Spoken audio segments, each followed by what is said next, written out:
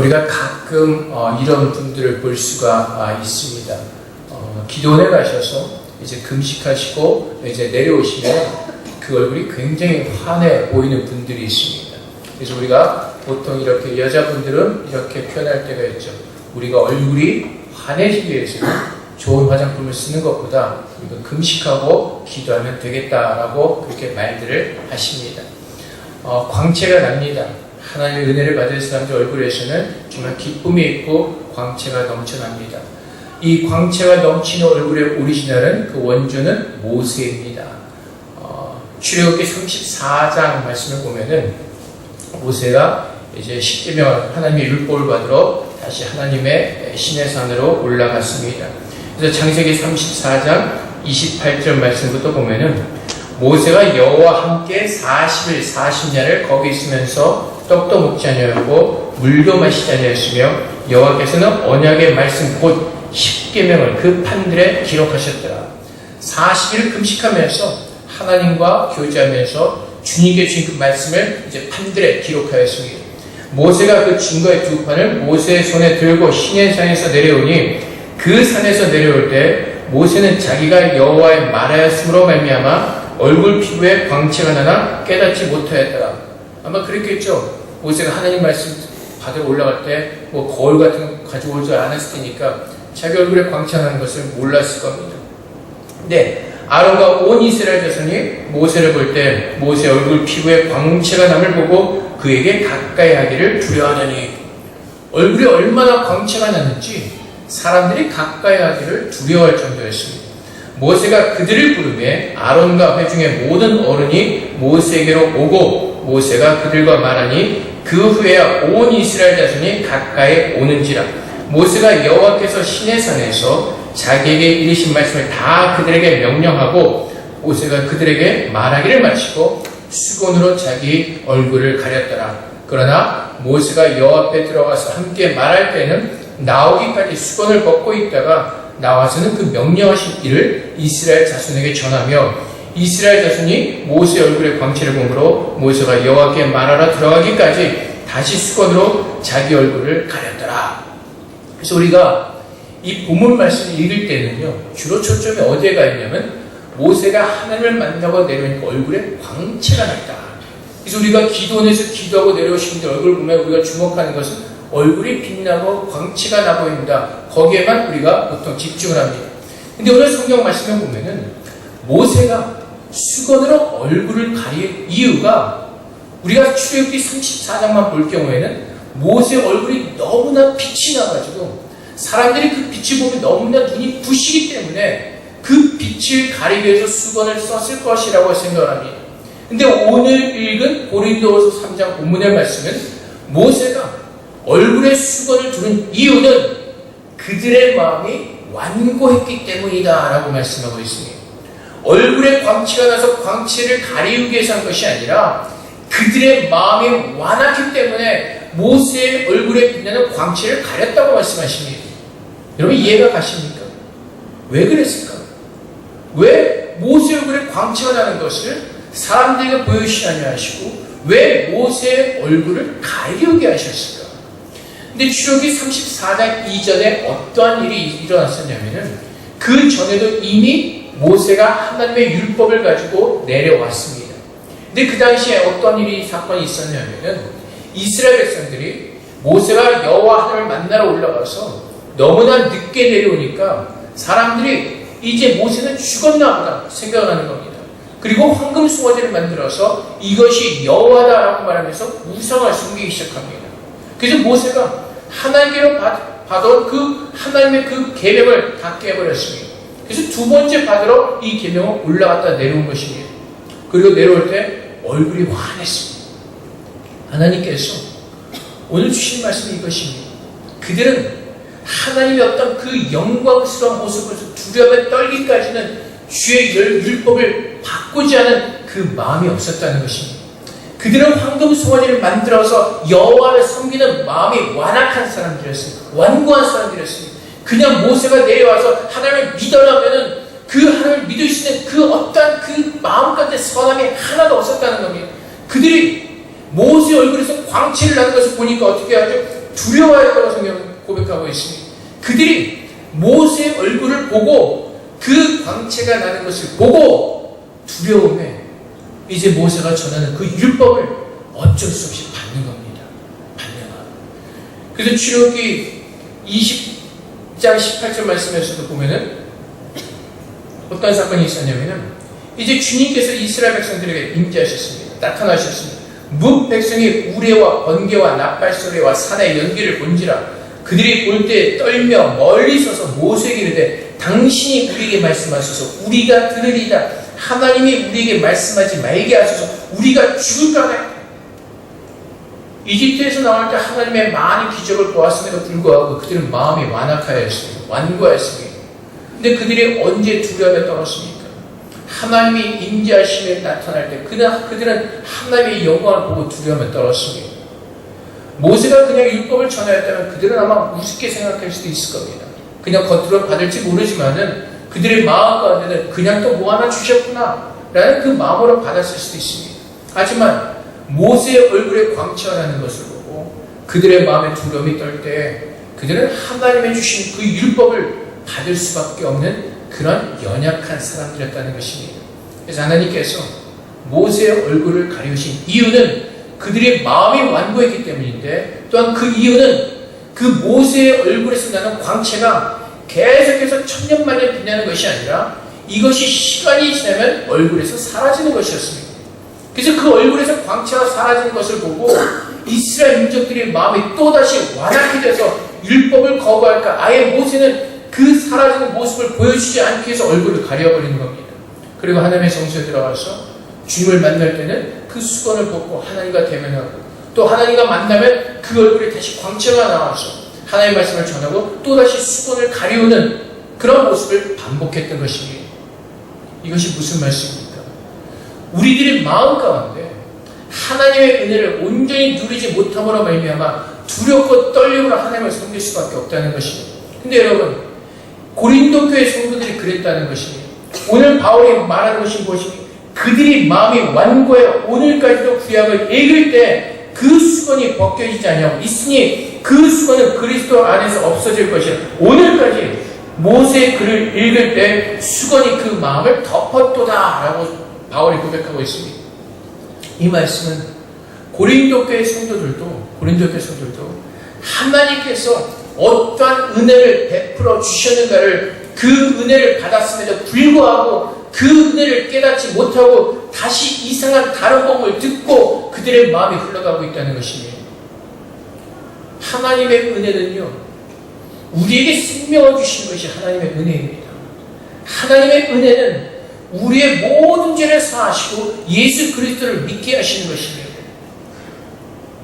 고린도 교회 성도들은 바울이 전한 복음을 듣고 예수를 믿었고 고린도 교회가 생겨나게 되어 세워지게 되었습니다.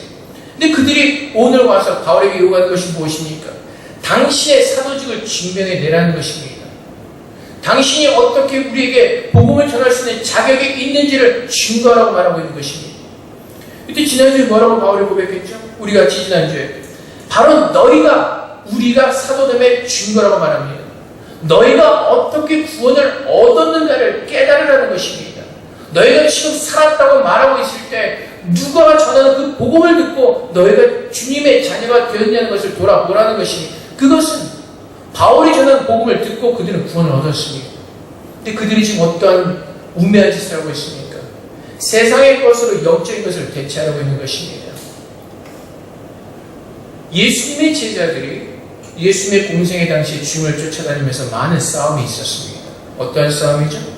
누가 주님의 좌우편에 앉느냐는 것입니다. 요즘 말로 누가 주님의 오른팔이 되고 왼팔이 되냐는 것, 누가 넘버 2가 되냐는 것입니다. 고린도 교회 성도들도요, 지금 이 싸움을 하는 것입니다. 나는 베드로의 파다, 나는 아볼로의 파다, 나는 바울의 파다. 지금 내가 얼만큼 더 월등하고 내가 지금 얼만큼 더 괜찮은 사람인 것을 증명해 내고자 하는 것입니다. 그래서 바울에게 당신이 사도인 것을 증명해 내라고 바울에게 그렇게 불순하게 그렇게 요구하고 있는 것입니다. 여러분, 우리는 생명을 받았습니다. 영원한 생명의 구원을 받았습니다. 그보다 더 같은 놀라운 은혜는 없습니다. 그보다 더 귀하고 아름다운 복은 없습니다. 근데 여러분, 오늘날에도 고린도 교회 성도들처럼 오늘날에도 교회 안에 어떻게 우리의 복음과 우리의 은혜가 어떻게 가치를 매기고 있냐면 세상적인 가치로 우리의 복음의 은혜를 매기고 있습니다. 그것이 무슨 말씀이냐면 우리가 보통 이렇게 말하는 것을 들어볼 때가 있습니다. 어떤 장로님, 어떤 집사님이 믿음을 하나님께 잘 믿으니까 보이셔서 사업을 봉창하게 하시고 돈을 많이 벌게 하시고 선교사업도 하게 하셨다. 복을 많이 받았다. 아니 우리에게 하나님의 복을 받아서 좋은 학교에 들어갔다. 그렇게 복을 이렇게 말씀하신 분들이 있습니다. 근데 그것이 진짜 복일까요? 얼마 전에 유튜브에서 이제 어느 은퇴하신 원로 목사님께서 이제 후배들 목사님에서 강의하는 그 내용을 들었습니다. 우리는 굉장히 건강한 교회고 굉장히 존경을 받는 그런 목사님이십니다. 그분이 이제 살아오신 것을 말씀하시고 목회를 어떻게 하셨는가 정말 좋은 말씀을 전해주셨습니다. 목회를 어떻게 하시고 또 어떠한 교회를 섬기셨고 정말 그것을 들을 때까지 정말 제 마음에 굉장히 많은 유익이 있었고 감동이 있었습니다. 그런데 그분의 마지막의 결론이 뭐냐면은 교회가 부유해진 것에 초점을 맞추고 있습니다. 교회가 부유해진 것이에요. 우리 교회는 성도들이 자라다 보니까 IMF 때도 더 많은 돈을 들여서 건축을 할 수 있었고 그것이 하나님의 복이었다고 이렇게 결론을 짓습니다. 그 전까지 너무나 좋았는데 그 복의 결과가 결국은 물질로 가는 것을 보게 됩니다. 그래서 여러분 다른 복음을 전하는 사람들, 거짓 교리를 전하는 사람을 보면요, 그 마지막은 처음에는 복음을 얘기하고 믿음을 얘기하고 다 얘기하지만 그 마지막은 어디로 흘러가냐면 돈입니다. 축복을 하시니까 이렇게 하나님께서 역사하셔서 이 돈을 받았다. 여러분들 요즘 사진 찍을 때 보니까 이렇게 찍으시는 표지할 분들 계시더라고요. 저는 사실 그게 돈 많이 벌으라면 그런 건 줄 알았더니 사랑이라고 하시더라고요. 어쨌든 간에 돈을 많이 버는 것으로 우리는 그것을 복을 받았다고 합니다. 그것이 또 유튜브에서 어느 목사님, 유명하신 목사님 40년 전에 설교하신 것을 아마 이렇게 어떻게 떴어요. 40년 전 흑백이. 그분이 이렇게 말씀하셨어요. 여러분들이 구체적으로 꿈을 꾸시고 여러분들이 구체적으로 기도를 하십시오. 꿈을 꾸라는 겁니다. 무슨 꿈을 꾸냐면 여러분들이 차를 원하실 때도 현대차를 할지 대우차를 할지 구체적인 모델까지도 꿈을 꾸시고 그걸 놓고 기도하십시오. 우리가 앞에 기도하는 내용이 자동차를 놓고 기도하면 그거 다 이루어진다는 겁니다. 그리고 여러분들이 돈 20억을 놓고 기도하면 하나님 다 그러니까 결국은 무엇으로 갔습니까? 믿는 믿음의 결과가 결국은 우리가 세상에서 말하는 똑같은 그런 가치를 가지고 우리는 기도를 했다는 것입니다. 그래서 우리가 처음에는 겉으로는 영적인 것을 얘기하고 믿음을 얘기하지만 결국 믿음의 가치는 믿음의 결과는 세상 사람과 다를 바가 없는 똑같은 결과를 만들어냈다는 것이 그래서 오늘날에 와서 하나님의 교회와 세상에 구별되지 못하는 이유가 바로 여기에 있습니다. 우리 모든 믿음의 가치와 믿음의 결과를 세상 사람과 다를 바가 없는 곳에 우리의 믿음의 결과와 가치를 두었기 때문에 그렇습니다. 그럼 여러분 믿음이 막 좋아요. 복을 받아서 돈이 많아지고 그러면 선교지에 가서 아무 선교비 없이 힘들게 사역하는 사람들은 저주받은 사람들인가요? 정말 열심히 사는데 내가 열심히 공부를 하는데 이 머리가 안 따라줘서 좋은 학교에 못 가면 나는 저주받은 사람인가요? 근데 우리가 얘기하는 것은 결국은 어디로 갑니까? 다 세상의 것을 가지고 우리는 믿음의 복을 받았다고 얘기를 합니다. 오늘 고린도 교회가 실수하는 것도 바로 이것입니다. 내가 지금 내게 가장 큰 복은 내게 살았다는 그거 하나만으로도 하나님은 내게 놀란 정말 그 무엇과도 바꿀 수 없는 이 세상에 줄 수 없는 그 기가 막힌 은혜를 받은 겁니다. 살아난 겁니다. 영원히 죽어서 지옥에 떨어져서 영원히 고통스러운 그 영원한 불에서 고통당할 수밖에 없었는데 하나님께서 나를 살리셨다는 것입니다. 이 은혜를 가지고 살아야 되는데 우리는 이 은혜를 가지고 살아간다고 하면서도 앞으로는 그렇게 얘기하면서 뒤로는 뭘 얘기한다고요? 세상 사람과 똑같은 것을 구하고 있다고요. 우리가 믿음의 사람에는 어떻게 살아야 됩니까? 지금 내가 있는 그곳에서 하나님이 주신 그 생명을 가지고 내가 생명을 가진 크리스천으로서 어떠한 고통과 환난 가운데서도 믿음으로 살아내는 그 모습, 그것이 하나님께서 기뻐하시는 겁니다. 그래서 여러분, 내가 회사에서 진급을 못한다 하더라도, 내가 복음을 전하다 윗사람들에게 찍혀서 내가 진급을 못한다 하더라도 나는 주의 복음을 전하는 자로 이 회사에 서겠습니다. 나는 그래서 이 회사에 다니겠습니다. 나는 그 믿음을 가지고 사는 겁니다. 세상 사람 똑같이 진급을 위해서 사는 것이 아니라 정말 내가 하나님께서 주신 이곳에서 주의 복음을 붙들고 하나님께서 내게 영원한 생명을 주셨기에 그 은혜에 감사하면서 내가 하나님께 보답할 것이 없으므로 내가 이 회사에서 다니는 동안에 주의 복음을 전하기를 힘쓰며 살겠습니다. 그 믿음 가지고 사는 겁니다. 그것이 진짜 은혜를 받은 사람들의 모습입니다. 내가 은혜를 받았다고 하면서 그 놀라운 생명의 은혜를 받았다고 하면서요, 그 은혜만큼 살아내지 못합니다. 왜 그런지 아세요? 여러분들이 그 은혜가 무엇인지를 정확하게 깨닫지 못하기 때문에 그렇습니다. 하나님의 은혜가 무엇인지를 정확히 여러분들이 분별하지 못하기 때문에 인간적인 방법과 가치로 혼돈수를 노는 겁니다. 저희 교회에서는 그런 분들이 없죠. 가끔 이제 방문하러 오셨다가 가시는 분 중에 이제 끝나고 나가시면 저한테 그렇게 인사하시죠. 오늘 은혜 많이 받았습니다. 근데 여러분들은 저한테 그렇게 말씀하시면 혼나시잖아요. 그렇죠? 은혜는 내가 하나님께로 돌이키는 게 은혜입니다. 하나님께 돌이킬 수 없는 사람을 오늘도 주의 말씀으로 치시고 깨우치셔서 하나님께로 돌이키는 겁니다. 진짜 은혜를 받았는지는 교회를 나가서 사시는 동안에 그때 내가 진짜 은혜를 받았는지 안 받았는지 깨닫는 겁니다. 근데 우리는 너무 은혜를 싸버려 치고 갑니다. 찬양 듣다가 노래 가지고 가져가지고 은혜 받았다고 합니다.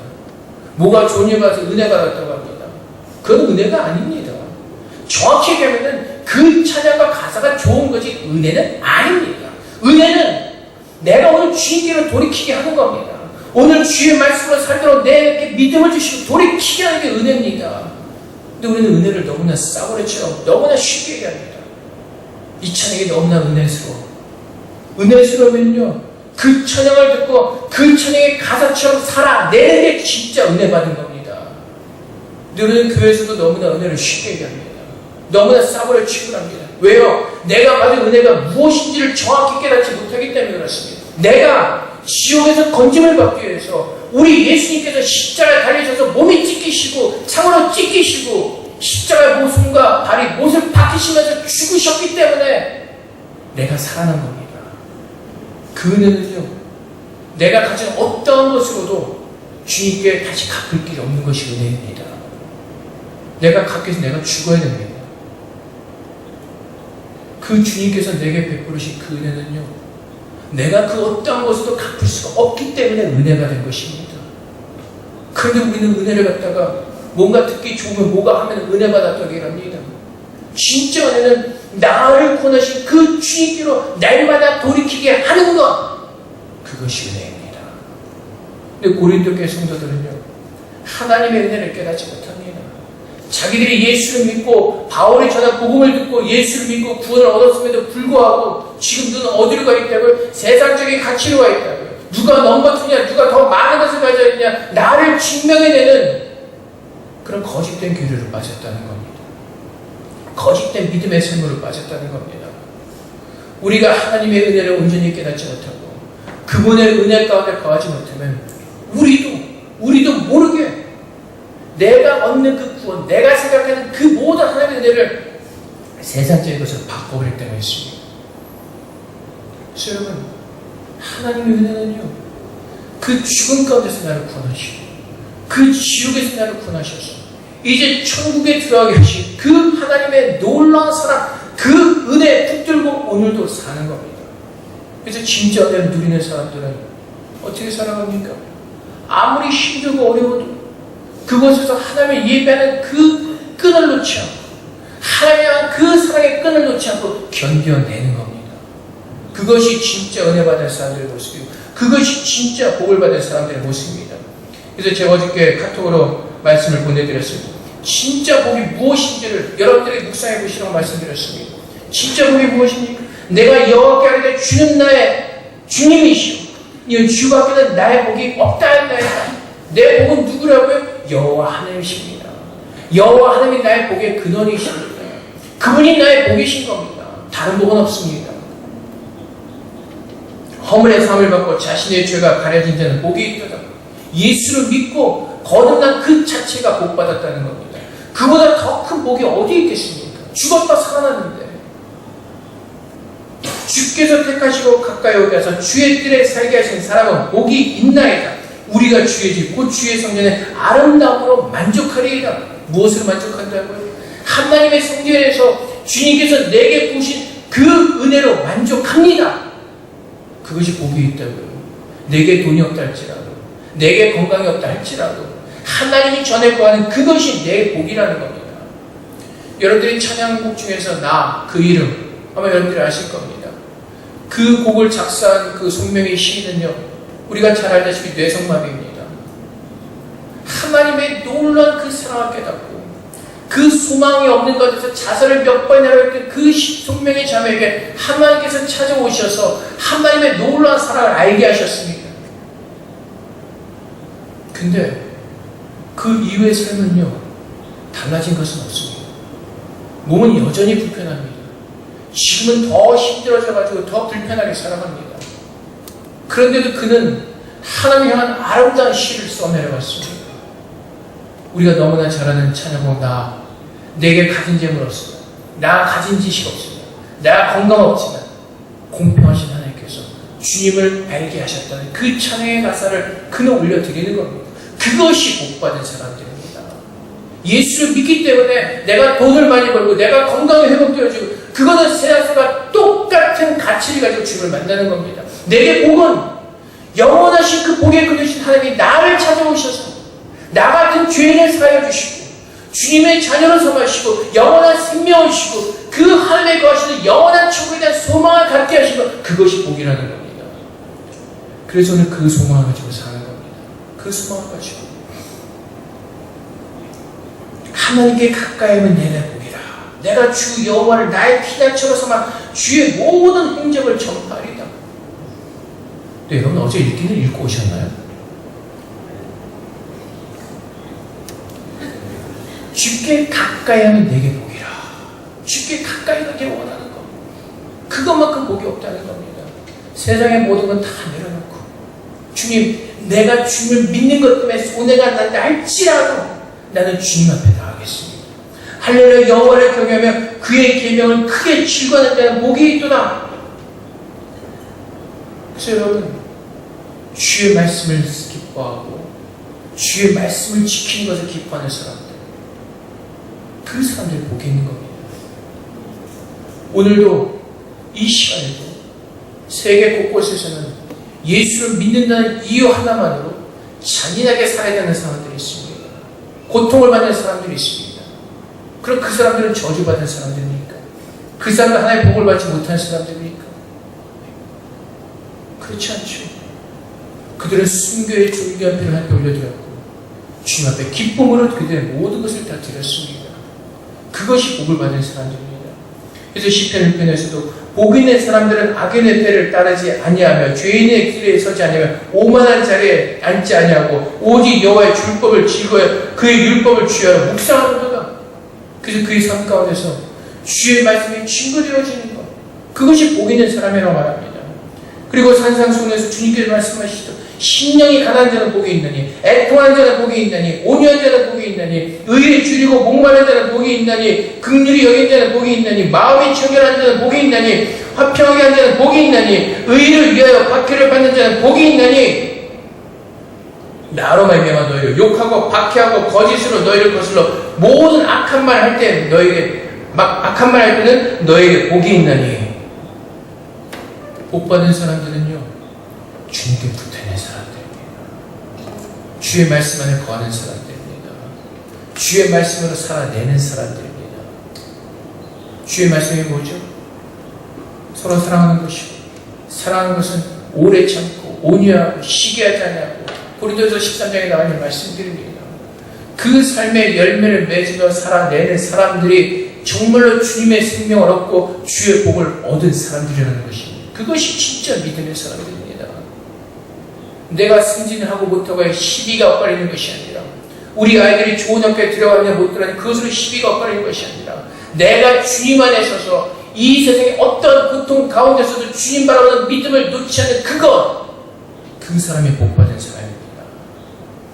승진해서 열심히 회사를 다니셔도 마지막은 어떻게 하셔? 나가야 될 때가 있습니다.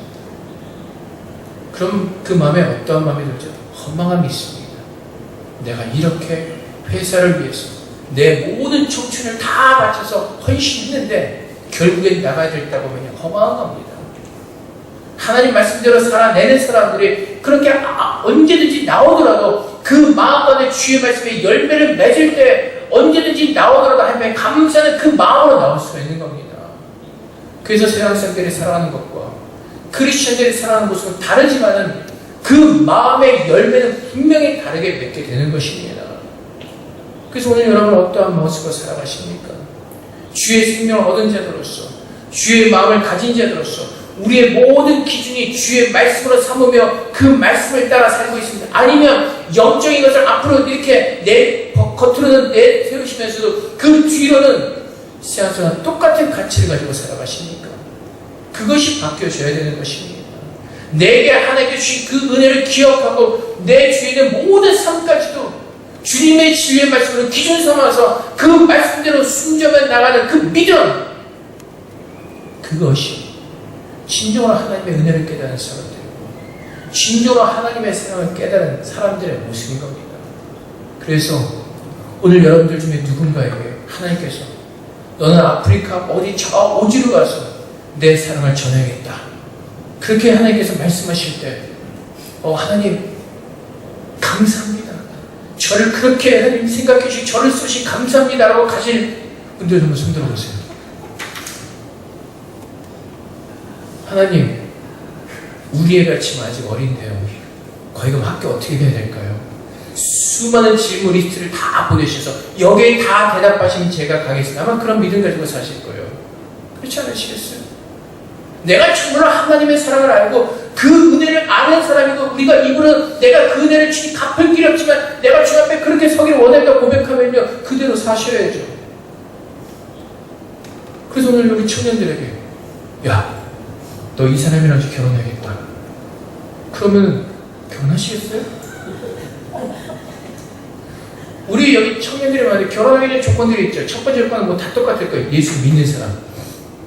두 번째부터는 뭐 별다를 거 없을 거예요. 직장 들어가고 키 들어가고 뭐 들어가고 그냥 다 빼고 예수를 믿는 사람, 하나님께서 정해주신 그 사람이랑 다 결혼하겠습니다 라고 자신 있게 말할 수 있는 거예요. 뭐 그렇게 하겠다고 말은 하지만 뒤로 나면 뭔가 찝찝할 겁니다. 그렇지 않아요? 그 믿음을 요구하는 겁니다. 그 믿음을. 자, 다정아, 저 필리핀 저기 어디로 가라. 그러면 하나님 제가 갈게요. 지금 당장 갈게요. 아니죠. 하나님 저 결혼도 좀 해야 되고 나중에 가면 안 될까요? 주님께서 구약에 뭐라고 말씀하시죠? 내 복음을 두고 갈 사람이 누가 있느냐?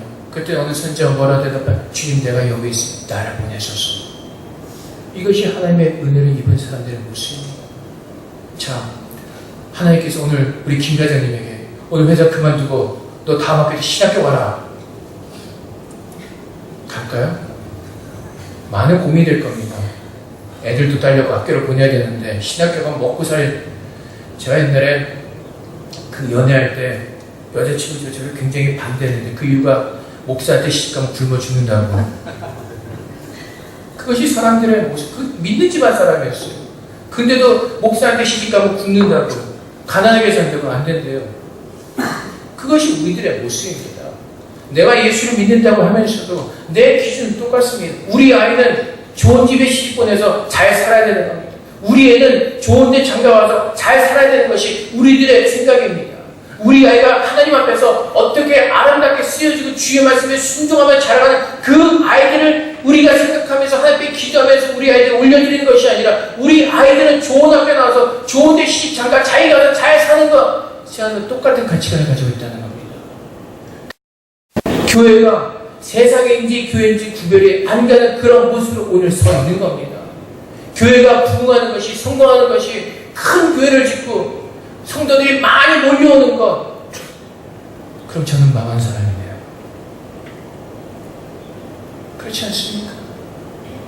근데 고린도 교회 성도들이 그런 무지한 신앙을 가지고 하나님 앞에 섰다는 겁니다. 하나님께서 그들에게 영원한 생명의 구원을 주셨음에도 불구하고 그들은 무엇을 바라고 시작합니까? 내가 지금 가지고 있는 것, 옆 사람이 가지고 있는 것, 그것으로 나를 증명해 보고자 하는, 나를 드러내려고 하는. 그래서 자기들에게 복음을 전해 바울에게까지 당신이 진짜 사도인 것을 믿을 수 있는 추천서를 갖고 오라고 그렇게 불순한 모습을 세운 겁니다.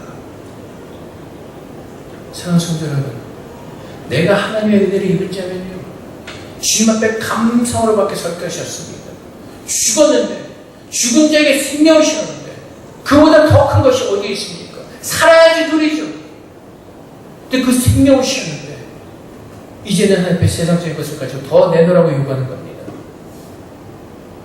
우리가 정말 하나님의 은혜를 입은 자들이고 하나님의 사랑을 입은 자들이면 이제는 주의 말씀에 들어가서 주의 말씀대로 살고자 하는 그 주님을 간절히 사랑하는 마음으로 주님 앞에 서서 주의 말씀대로 살아내는 겁니다. 좀 어저께 제가 카톡으로 기도 제목을 부탁드렸던 것처럼 오늘 우리 청년들 중에 몇 사람이 학교 행사가 있어서 갔습니다. 본인의 의지한 무관하게 교수가 이제 해가지고 이렇게 가게 되었습니다. 제가 바라는 것은, 물론 이것은 사람들의 믿음에 따라서, 믿음의 그 분량에 따라서 하는 겁니다. 사실 제가 원했던 것이 그럼에도 불구하고 교회로 나오는 거죠. 이거는 양보할 수 없는 일이니까, 하나님을 먼저 섬기는 일이니까, 내가 그렇게 함으로 인해서 내가 교수한테 찍혀서 내가 학교를 다니지 못하는 한이 있다 할지라도 나는 주를 예배하는 것에 생명 걸겠습니다 라는 그 믿음까지 자라나는 게 하나님의 뜻이죠. 물론 그것이 본인의 믿음이 그 정도까지 돼야죠. 그겁니다. 그것이 하나님의 복을 아는 자들이고 그것이 하나님의 은혜를 아는 사람들의 모습이기 때문에 그렇습니다. 그 정도의 결심과 그 결단이 있는 사람들이 하나님의 진짜 은혜를 아는 사람들이고 내가 하나님을 어떻게 사랑하는 것을 드러내는 것입니다. 왜 주일이 중요한지 아세요? 왜 주일 앞에 중요한지 이 하루만이라도 내가 하루를 다 드릴 수 있는 그 믿음으로 살아내는 사람이 월요일부터 토요일까지 그 믿음을 가지고 살기 때문에 그렇습니다. 오늘 주일도 앞에 온전한 믿음을 드러내지 못하면 월요일부터 토요일까지도 그 동일한 모습으로 살아낼 수밖에 없습니다. 그래서 주일이 중요한 겁니다.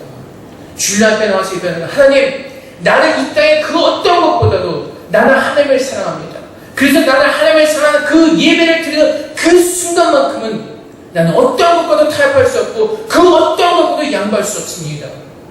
그것이 주일 성수의 모습입니다. 하나님을 사랑하기 때문에 그분의 은혜를 알기 때문에 그분을 사랑하는 표현이 예배로 드려지는 것이고 이 예배에 내 생명을 걸고 내 인생을 걸고 주 앞에 드리는 겁니다. 그래서 여러분 예배에 나오실 때 정말 토요일도 마음을 준비하시고 또 준비하셔서 거룩한 마음으로 나와서 예배를 드리는 겁니다. 내가 정말 하나님을 사랑합니다. 내 생명대 내 인생을 걸 만큼 하나님은 나의 복의 근원이시고 하나님만이 나의 하나님이시다. 그 고백이 드려지는 것이 주일 예배 드리는 것입니다. 그래서 여러분 제가 늘 안타까운 게 돌아가면서도 좀 빠지지 마세요. 언제나 좀 다 와서 함께 예배를 드려볼까요? 늦지 않고 나와서 어떨 때 빠지면 단체로 빠지세요. 오늘은 단체로 빠지셨나요?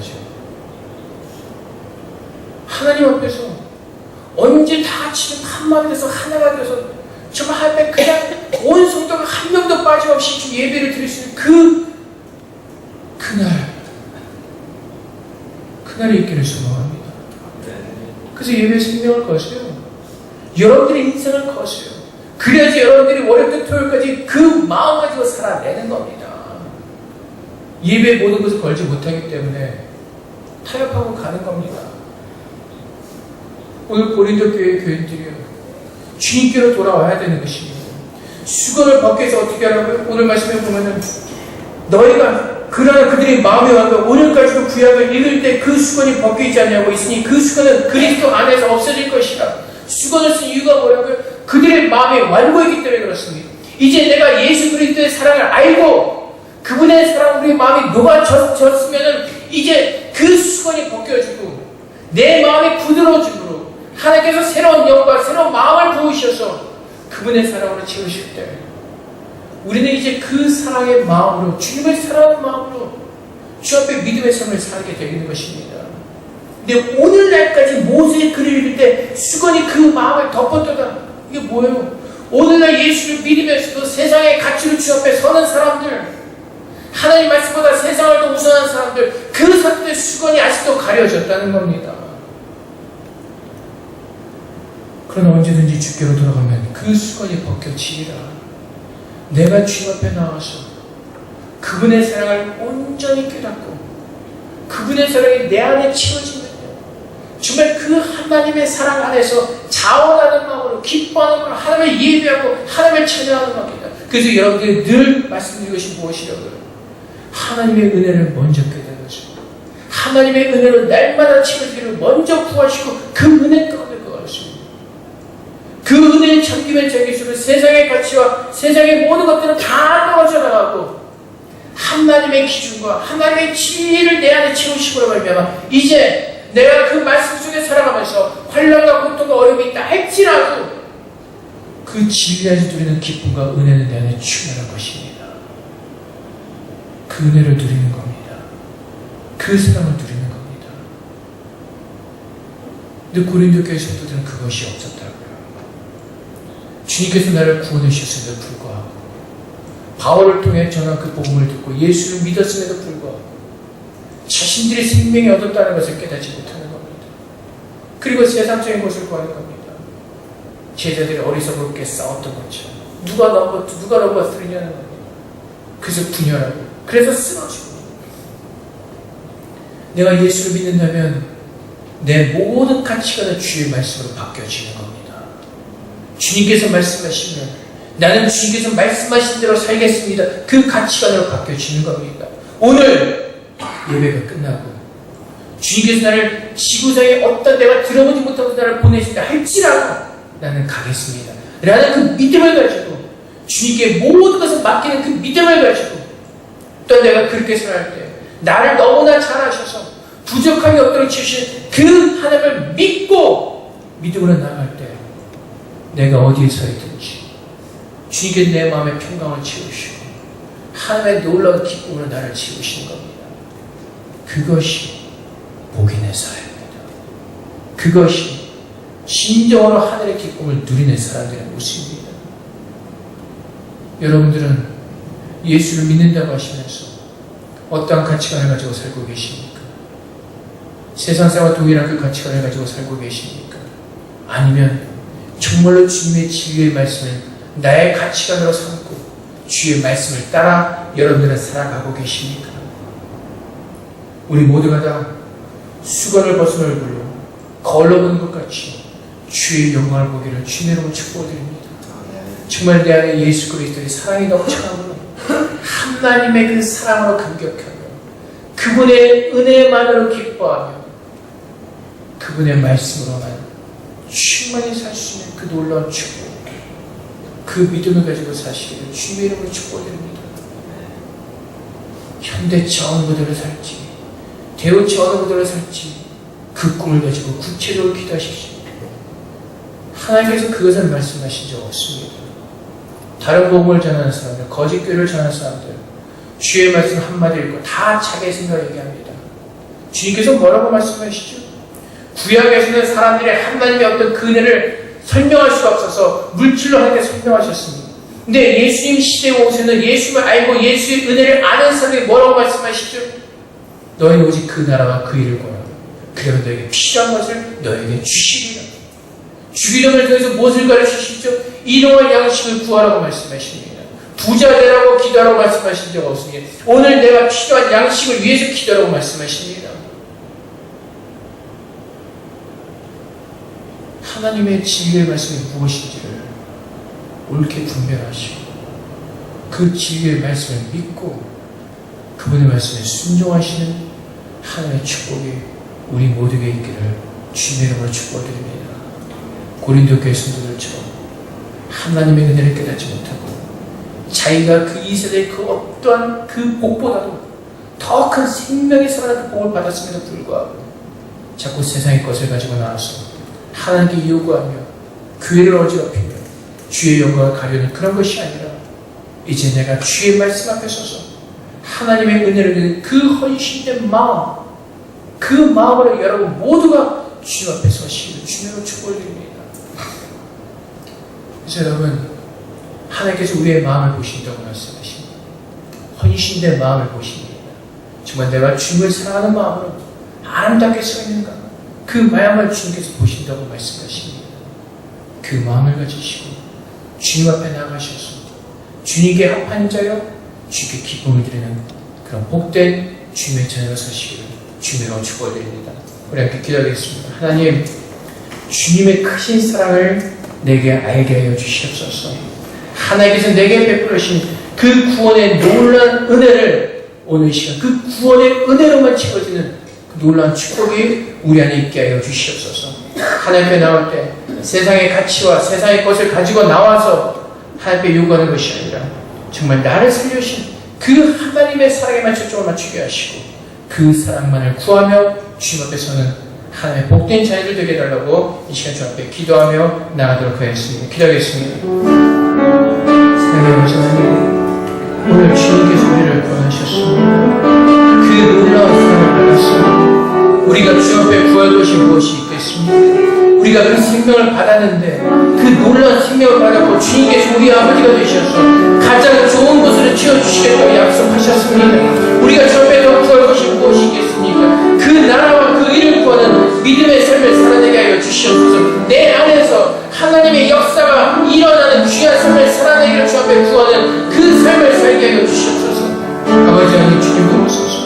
우리의 믿음이 없음을 불쌍히 여기시고 아버지 내게 믿음을 더하여 주시옵소서. 하나님의 은혜가 무엇인지를 오늘 정확히 하나님께 알게 하시고 그 은혜의 감격 속에서 그 은혜의 기쁨 속에서 그 은혜를 누리는 복된 자를 되게 하여 주시옵소서. 아버지의 진리 안에서 아버지의 진리 안에서 그 진리로만 살아가기를 소망합니다. 오직 그 진리만이 내 삶의 기준이 되기를 원합니다. 오직 그 진리만이 내가 오늘 하루를 살아가는 하나님의 능력이 되기를 소망합니다. 아버지 하나님, 주님께서 내게 무엇을 말씀하시든 그 말씀에 순종하시는 믿음을 오늘 우리에게 부어주시옵소서. 사랑의 아버지 하나님, 주님만을 사랑하기를 원합니다. 주님께서 우리에게 베푸신 그 은혜로 말미암아 그 사랑으로 말미암아 이제 우리는 오늘 마음은 오직 주님을 사랑하는 마음으로 감격하게 하시고 주님께만 우리의 모든 것을 걸고 주님께 나아가는 믿음의 자녀 되게 하여 주시옵소서. 아버지 감사합니다. 오늘도 주님의 가운데 서게 하시고 감사합니다. 사랑의 아버지 하나님, 우리가 하나님의 은혜를 말하고 있습니다. 하나님의 은혜에 감사한다고 주 앞에 기도하고 있습니다. 아버지 하나님, 그런데 우리가 정말로 그 하나님의 은혜가 무엇인지를 알고 있습니까? 정말 그 하나님의 놀라운 은혜가 무엇인지를 오늘 내가 깨닫고 주 앞에 기도하고 있습니까? 아버지 하나님, 주님의 은혜는 내 모든 죄를 사하시고 주님께서 나를 찾아오셔서 내게 영원한 생명을 주시고 나를 주님의 자녀로 삼아주신 것입니다. 이거보다 더 큰 복은 없고 이거보다 더 큰 은혜와 사랑은 없습니다. 아버지 하나님, 내가 살아났다는 이 사실이 얼마나 거룩하고 얼마나 존귀하고 얼마나 놀라운 사건인가를 깨닫게 하시고 오늘 내가 주님 앞에서 호흡하는 그 자체만으로도 주 앞에 기뻐하며 감사하며 주님께 영광을 돌리시는 그 믿음으로 축복하여 주시옵소서. 우리들 믿음이 없음을 불쌍히 여기시고 하나의 그 믿음을 선물로 주시옵소서. 하나님의 구원의 은혜에만 감격할 수 있는 그 믿음을 우리에게 부어 주시옵소서. 아버지 하나님, 이제 주님의 사랑 안에서 주님께서 말씀하신 그 진리만을 우리가 기준으로 삼고 그 진리의 말씀의 능력으로만 살아내기로 합니다. 아직도 우리 안에 남아있는 세상의 모든 가치관들을 다 부수게 하시고 버리게 하시고 오직 하나님의 말씀만이 내 가치요 하나님의 말씀만이 내 모든 진리임을 깨닫게 하시고 주의 말씀에만 순종하게 하여 주시옵소서. 아버지 하나님, 주님 내가 여기 있습니다. 주님 내가 듣겠습니다. 주님 내가 가겠습니다. 주님 내게 말씀하여 주시옵소서. 이 믿음 가지고 살게 없소서. 외양간에 송아지가 떨지라도 난 여호와로 즐거워하리라는 그 선제의 고백이 우리의 고백이 되게 하여 주시옵소서. 우리의 모든 복의 근원은 오직 여호와 하나님 한 분뿐이시기 때문에 그렇습니다. 하나님 안에서 복을 구하게 하시고 하나님 안에서 복을 누리게 하여 주시옵소서. 하나님 밖에 있는 모든 세상적인 복, 모든 세상적인 가치관들은 예수 그리스도의 이름으로 다 내려놓게 하시고 정말로 참된 복이 무엇인지를 오늘 주님께서 깨닫게 하시고 그 복을 구하는 복된 자들 되게 하여 주시옵소서. 감사함의 예수 그리스도의 이름으로 기도합나이다. 아멘.